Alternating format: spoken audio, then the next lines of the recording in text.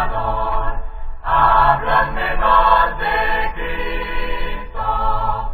¿Cómo saber de la verdadera doctrina de Dios? El Señor Jesucristo dice en su palabra: mi doctrina no es mía, sino de aquel que me envió. El que quiera hacer la voluntad de Dios, conocerá si la doctrina es de Dios o si yo hablo por mi propia cuenta. Libro de Juan, capítulo 7, versos 16 y 17. Todos reconocemos bien que en el hogar, en la escuela, en el Estado y gobierno, tiene que haber autoridad para que reinen el orden y la paz. La misma necesidad existe en cuanto a la religión. Algo tiene que reconocerse como la autoridad única y final. Sobre este punto hay mucha disensión y controversia. Reconociendo distintas autoridades, las diferentes iglesias andan separadas en división. Los que formamos la Iglesia de Cristo afirmamos, sin miedo de contradicción, que las Escrituras del Nuevo Testamento, los 27 libros de Mateo a Apocalipsis, son la autoridad final en la religión de Cristo Jesús. Con esto no quiero decir que es solamente una autoridad entre muchas, sino que es la única autoridad y la autoridad final. Muchos líderes religiosos niegan esta verdad y tienen sus razones, puesto que el Nuevo Testamento no incluye mucho de lo que quieren practicar. Se hallan en la necesidad de fabricar otras autoridades de igual importancia para que sus innovaciones tengan algo de apoyo religioso. Para ellos es de igual autoridad e importancia la llamada tradición apostólica y la enseñanza de la Iglesia. Si las Sagradas Escrituras no hacen mención de una cierta práctica o creencia de su Iglesia, ¿qué importa? ¿No hay tradición o enseñanza infalible de la Iglesia para apoyarla? Así es como contestan. Me dirijo, queridos amigos, oyentes, en esta lección a gente que cree que la Biblia es la palabra de Dios, que cree que es un libro inspirado y que su mensaje fue dado por el Espíritu Santo. Así creo yo, como otros muchos millones. Pero de estos hay muchos que no quieren aceptar la afirmación de la Biblia de ser la autoridad completa, final y única en la religión de Cristo. Pero si este gran libro es de Dios, no puede mentir. Y si afirma ser un libro inspirado, seguramente lo es. Vamos a ver si así lo afirma ser. Estando Jesús con sus apóstoles, les hizo esta promesa registrada en Juan capítulo 14, versículo 26. Mas el Consolador, el Espíritu Santo, a quien el Padre enviará en mi nombre, Él os enseñará todas las cosas y os recordará todo lo que yo os he dicho. Y a esos mismos les dijo en el capítulo 16, verso 13, pero cuando venga el Espíritu de verdad, Él os guiará a toda la verdad, porque no hablará por su propia cuenta, sino que hablará todo lo que oyere y os hará saber las cosas que habrán de venir. Esta promesa de dirección sobrenatural del Espíritu Santo fue cumplida el día de Pentecostés, según Hechos capítulo 2. Aquel día, el Espíritu Santo descendió sobre los apóstoles y comenzaron a hablar en otras lenguas, según el Espíritu les dio que hablaran.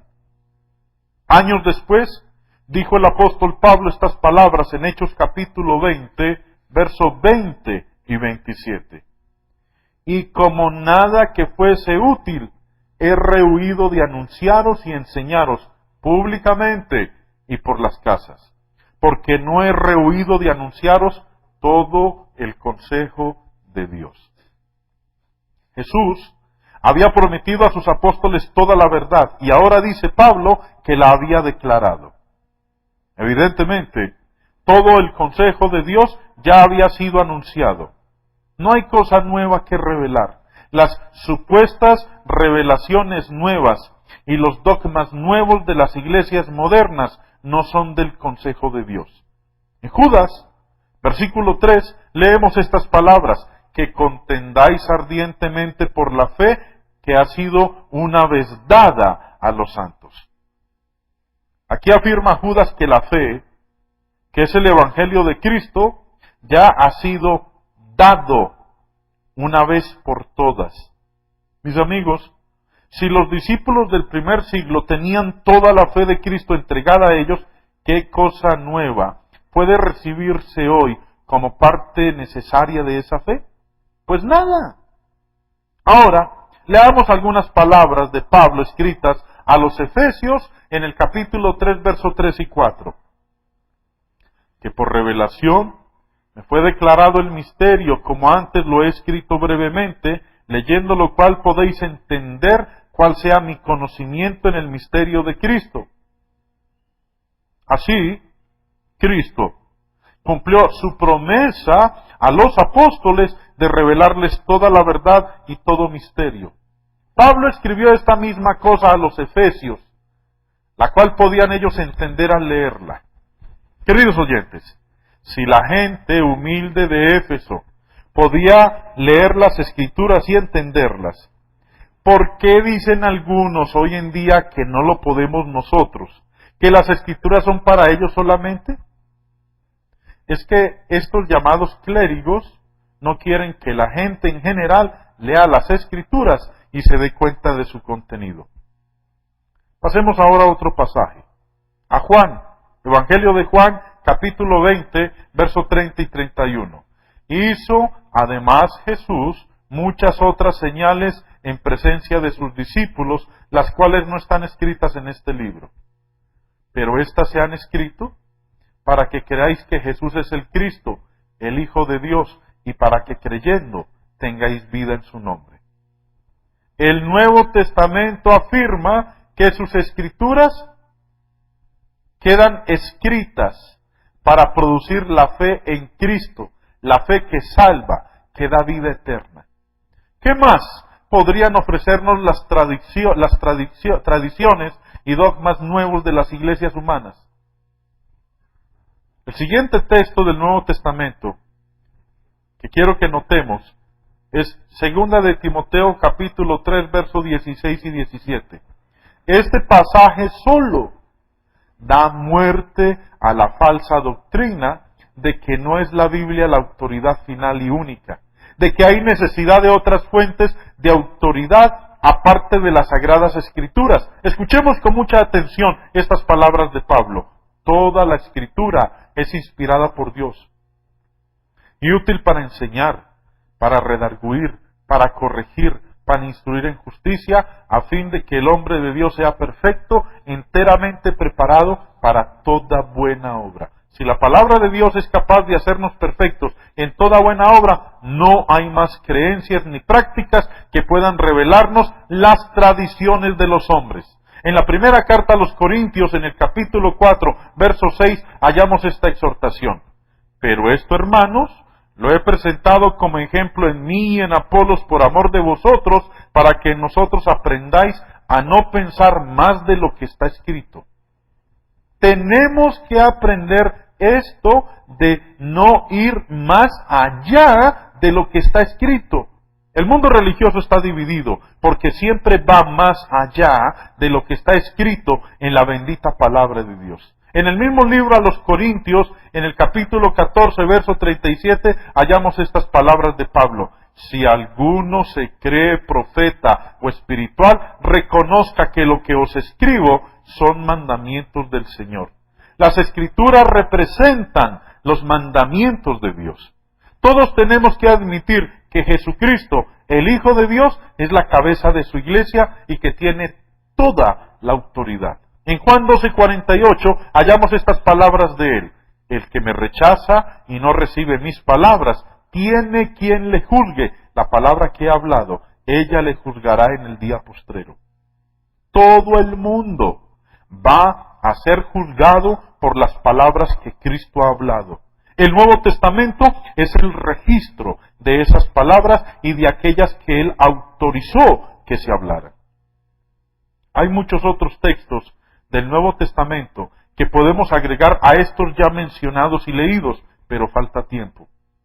Estos bastan para la persona sincera y honesta que está dispuesta a recibir la verdad. Las Escrituras del Nuevo Testamento constituyen la única autoridad final en la religión de Cristo Jesús. Si todo el mundo que reclama creer en Cristo siguiera esta autoridad final, no habría una multiplicidad de iglesias en el mundo religioso hoy en día. No habría confusión religiosa por todas partes. Han surgido muchas prácticas y creencias desconocidas en el Nuevo Testamento como resultado de aceptarse otras autoridades en la religión de Cristo Jesús, como por ejemplo concilios eclesiásticos, la infalibilidad del Papa, las tradiciones orales y escritas y los cánones y leyes establecidos en concilios. Nunca habrá unidad entre los creyentes en Cristo mientras que los líderes religiosos rechacen el Nuevo Testamento como la única autoridad final. Nunca seremos una cosa en el Señor mientras no se respete esta autoridad escrita. Siendo escrita, no cambia. Lo hablado siempre varía y cambia. La fe, una vez entregada a los santos en el siglo I, es suficiente para nosotros hoy en día. Obedezcámosla y sigámosla fielmente, como está escrita en el libro de Dios, el Nuevo Testamento. Amarás en los cielos, Él enseña ya. En Eclesiastés capítulo 8, verso 1, Salomón dijo: ¿Quién puede compararse al sabio? ¿Quién conoce el sentido de las cosas? La sabiduría ilumina la cara del hombre, hace que cambie su duro semblante. Para entender entonces sabiduría y doctrina, una pildorita de sabiduría. Seamos positivos, que para nosotros los errores sean pasos que nos hagan madurar y nos enseñen a vivir. Busquemos evitarlos al actuar con prudencia, pero sepamos que a tropezones, a veces, o en la mayoría de ellas, se aprende a andar. No nos busquemos problemas como el insensato, y tampoco nos quedemos inactivos por temor a los riesgos. Recordemos lo que decían nuestros abuelos: el que no arriesga un huevo, no se consigue un pollo. No siempre que nos equivocamos tenemos que empezar de nuevo, pero prosigamos en lo que íbamos con mayor experiencia. Las caídas no nos deben hundir en el desespero. Sepamos que lo malo no está en caer, sino en quedarnos en el piso. Tenemos que levantarnos, como también decían nuestros abuelos. Caer para levantarse no es caer. Seamos sinceros y no tapemos los errores. Seamos serenos y aceptémoslos. Seamos sencillos y aprendamos de ellos. ¿Acaso se puede aprender a nadar sin tragar agua? ¿Se aprende a montar en bicicleta sin pegarse ni un raspón? No queremos lastimarnos ni lastimar a otros con el perfeccionismo. Los desaciertos los tenemos que asumir con el ánimo del buen deportista. Aprendamos del perseverante que se sobrepone hasta que triunfa. Jesucristo desde el cielo con benigna voz de amor. Cuando te acercas a la Biblia, ¿entiendes lo que lees? El eunuco le dijo a Felipe en Hechos capítulo 8, verso 31, ¿y cómo podré si alguno no me enseñare? A continuación, nuestro hermano Jaime responde. A mí me parece y me da un gusto cuando lo escucho, pero a veces sí me da como muchas ganas de levantar la mano cuando está predicando y empezar a preguntar ahí mismo. Porque usted citó un texto en Judas 3 que dice, la fe que una vez fue dada. Y según la aclaración que usted hizo después de la explicación del texto, habló del Nuevo Testamento, pero viene una pregunta que empezó a dar vueltas en mi cabeza. Entonces, ¿qué de los que predican cada rato el fin del mundo, como unos que reparten por ahí revistas y papelitos en los portones? O también de aquellos que dijeron que una revelación del ángel Moroni, y hay mucha gente que sigue, dice que la nueva revelación, entonces ¿o qué? En eso tiene usted toda la razón, hermano Hugo. Hay muchos por ahí, como el mismo Señor Jesús dijo, Jesús advirtió que vendrían muchos falsos profetas, Sí. falsos cristos, falsos maestros. Mire, O sea, eso está escrito ya en la claro, Biblia. mire, vamos a leer en Mateo en el capítulo 7. Mateo capítulo 7. Cristo dice en el verso 15. Mateo 7, verso 15 dice, guardaos de los falsos profetas, que vienen a vosotros con vestidos de ovejas, pero por dentro son lobos rapaces. Por sus frutos los conoceréis. Amigos, no hay revelaciones ni profecías para estos días. Ya se cumplieron todas. En el primer siglo. Recuerde que Pablo mismo dijo en Primera de Corintios en el capítulo 13, de esto hemos hablado en otras ocasiones, pero el mismo apóstol Pablo dijo en Primera de Corintios 13, en el versículo 8, el amor nunca deja de ser, pero las profecías se acabarán. Sí. Y se acabaron. Mire, yo no sé qué es lo que pasa, pero a la gente le fascina este asunto de lo de las profecías. Pero eso de que el fin del mundo se iba a acabar ahorita en el 2000. Ya vamos en el 2003. Los testigos de Jehová dijeron que el mundo se iba a acabar en 1984. Mira lo que estoy diciendo. Los testigos de Jehová dijeron que el mundo se iba a acabar en 1984. Cuando no se cumplió, dijeron que en 1994. Y ya vamos para el 2000, ¿qué? 4. Y así ha sido con todos. La revelación de Dios ya fue dada toda.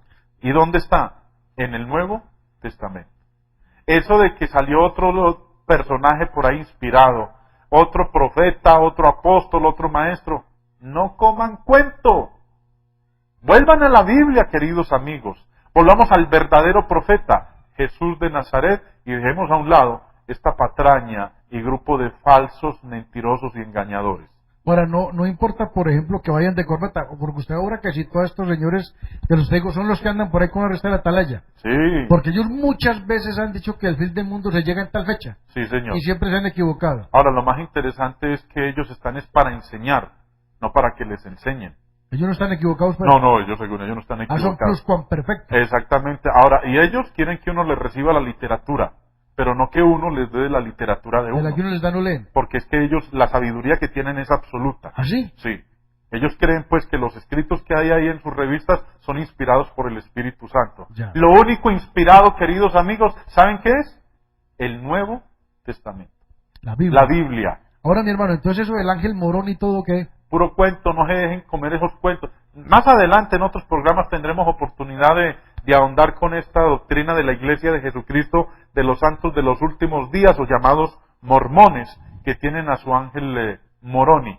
Entonces, cuando usted cita el texto de Judas 3, donde dice la fe una vez dada a los santos, significa que una vez es y total. No más. Esa es la misma expresión que usa la Biblia, que Cristo nuestro Señor fue ofrecido Una vez y para una siempre. sola vez y para siempre. ¿Cristo cuántas veces murió por Una nosotros? vez, una vez. No más. Fue suficiente. Es lo mismo con Es lo el mismo texto que 3. dice que la fe fue dada Una vez. una sola vez.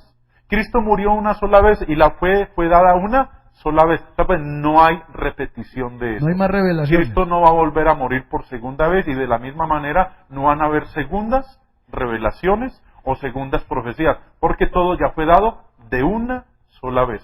¿Cuánto hace? 2000 años. Hace 2000 años. Entonces las personas, por ejemplo, que uno los ha escuchado y los ha visto, que se meten en ayuno 2 o 3 días y después el es que Dios me reveló. ¿Eso Pues, es qué? claro que Dios le reveló, pero ¿cómo es que le reveló? Con esa aguantadera y hambre que tuvo, 3 días sin comer, uno ya empieza a alucinar. Ya. Eso es lógico, pero no fue Dios el que le habló, sino el subconsciente. Le falló, como dice por ahí un amigo, le falló el subteniente, ¿sí? El Y subteniente. empezó a oír cosas que creía por el hambre que estaba aguantando. Ya. Amigos, se nos acabó el tiempo por el día de hoy. Los invitamos para mañana, una vez más, a esta hora del día, para que nos acompañen a otros 30 minutos a la luz de las Escrituras. Les habló su hermano y amigo Hugo Hernán López. Y Jaime Restrepo, evangelistas de la Iglesia de Cristo. Dios les bendiga y que tengan un feliz resto de día. El Señor